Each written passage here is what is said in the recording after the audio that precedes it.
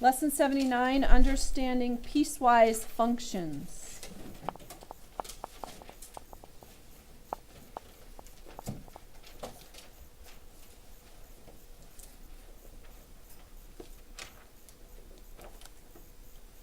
So a piecewise function is basically where it looks like there's steps on the graph, or there's different segments depending on the domain. So for instance, when you drive into a parking garage, it costs so much for the first hour, and then the second hour or part of that hour you add so much on. So that's a piecewise function because it jumps at the hour mark. Then you'll pay no matter how much time you're in during that hour, even if it's just 1 minute, you have to pay that full amount for that next hour. So I'm just going to give an example of skiing ticket prices. And this is back when skiing was a little less expensive. So anyway, if a lot of times it depends on age and then the price. So for 12 and under at this particular resort, it's $39 for a lift ticket. It's pretty good. Then if you're over 12 and under 60, so 12 to 60, it's going to be $79. That's a little more like it. And then if you're over 60, you get a little bit of a discount, $69. This would be considered a piecewise function. And if we were to graph it, on the x-axis will be the age, and on the y-axis is the price. And I'm going to count by, so you have to go up to 70. So I'm going to count by tens, 10, 20, 30, 40. 50, 60, 70, 80. Okay, and then I'll count by tens here.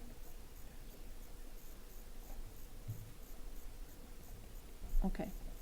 So under 12 and under.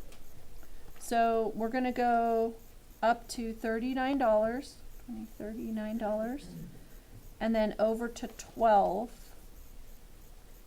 Which is about here. So from there to there, it costs $39.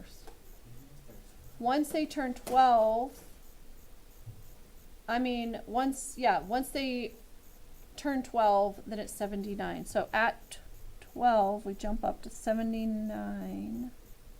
Well, no, it's after. Once they're 13. Once they're 13. So at 12, we go up to 79.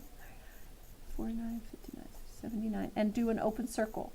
So we keep it an open circle at 12, and then we go up to 60,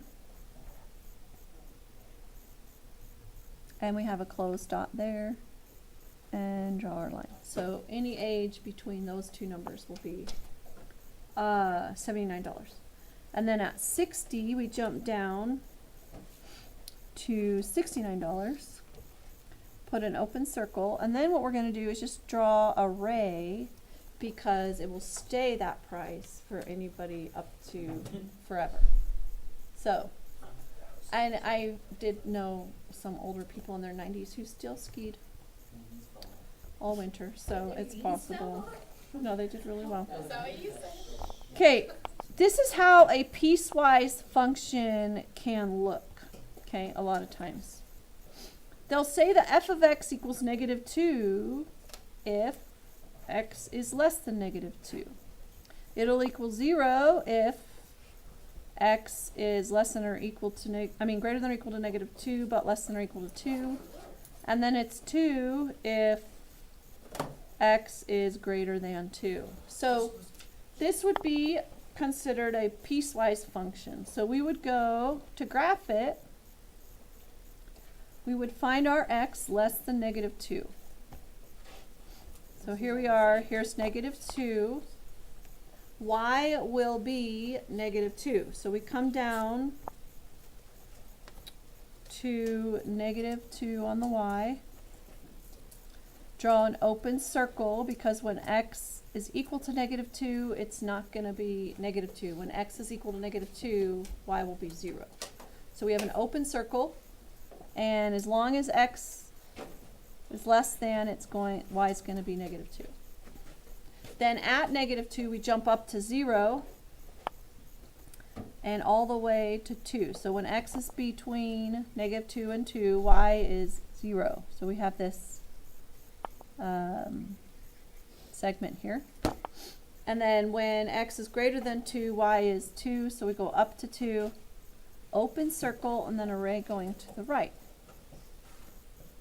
So for all values greater than 2, y will be, or f of x will be equal to 2.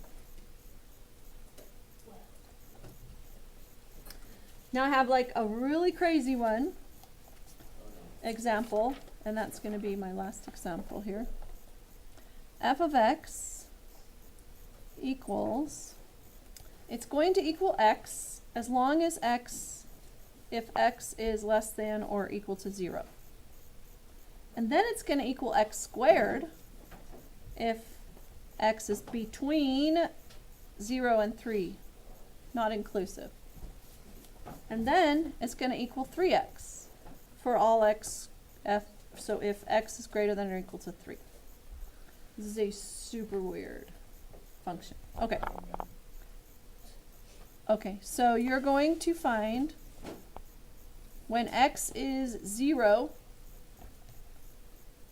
that's where it says x is equal to 0 here. So f of x is going to equal whatever x is. So you have a point here.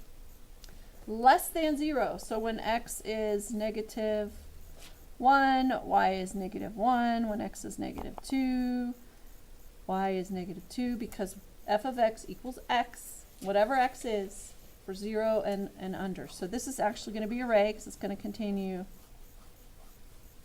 There you go. Then we switch right to x squared for x between 0 and 3. So when x is 1, y is x squared, or 1. When x is 2, y is x squared, or 4. When x is 3, y will be 9. Uh-oh, I'm going to go into this graph up here. It's going to be a problem. 9. Okay, so we're right there. Oops, okay. So it turns into like this, what's that called, where you have a parabola. And it's actually going to be an open circle there, except that when it's equal to 3, we times x by 3. So when x is 3, equal to 3, 3 times 3 is 9, so it actually is going to be colored in. And then we have 3x. So if x is 4, we're going to go up to 12, and it's going to be a slope of 3, basically. 3 over 1. So we come up. Yeah, it's super awesome. And then here's the rest of the line is going to go like that. And it's going to have an arrow on the end. So it's just basically you're graphing like just one graph, but you're keeping your domain what it tells you. So like 0 and less, I have f of x equals x. And that's it. And we will do practice on this one, but let me answer some questions.